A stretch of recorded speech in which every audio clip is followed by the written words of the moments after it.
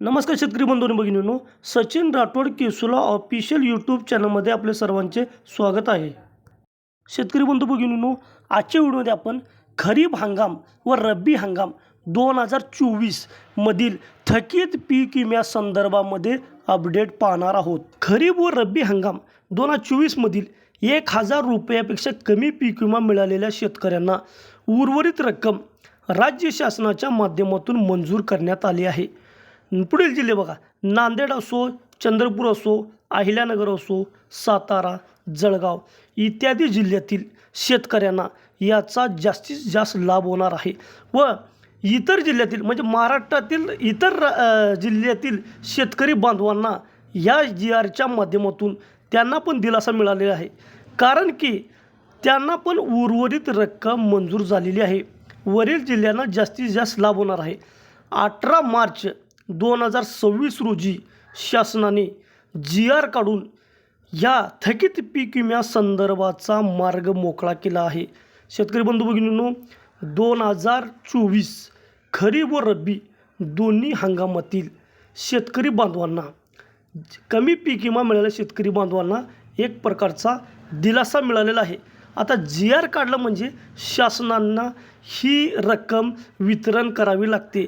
कुठल्याही गोष्टीची GR काढल्यानंतर पुढील काही दिवसांमध्ये शेतकरी बांधवांना हा थकीत पीक विमा शेतकरी बंधू भगिनींनो, शासनाने 18 मार्च 2026 रोजी खरीप हंगाम 2024 व रब्बी हंगाम 2024 दोन GR काढले.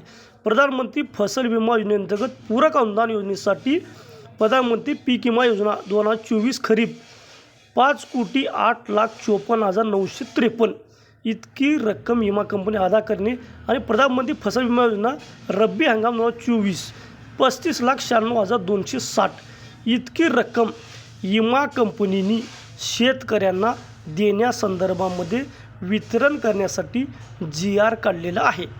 आता पहा, प्रधानमंत्री फसल विमा योजनेअंतर्गत पूरक अनुदान योजनेसाठी 2024 5,08,54,953 इतकी रक्कम विमा कंपनीने वितरित करण्यासाठी मान्यता दे 18 मार्च 2026 GR आहे.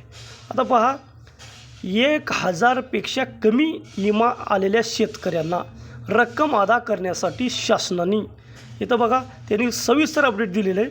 त्या अपडेटमध्ये त्यांनी 5,08,54,953 खरीप हंगाम 2025 करता शासनाने रक्कम वितरित करण्याची बाब शासनाच्या विचाराधीन होते असं सांगितलेलं आहे. ती आता GRच्या माध्यमातून शेतकरी बांधवांना लवकरात लवकर मिळेल. आता यामध्ये विमा कंपनीचे नाव दिले त्यांनी, भारतीय कृषी विमा कंपनी, चोलामंडल, HDFC. इथं बघा त्यांनी नुकसान भरपाई पात्र शेतकऱ्याची संख्या पण सांगितलेली आहे. ICICI, oriental insurance bank limited, Reliance, SBI general insurance, United India. आता यामध्ये युनिव्हर्सल, आता ह्याच्यामध्ये शेतकरी बघा 1,27,969 शेतकरी आहेत.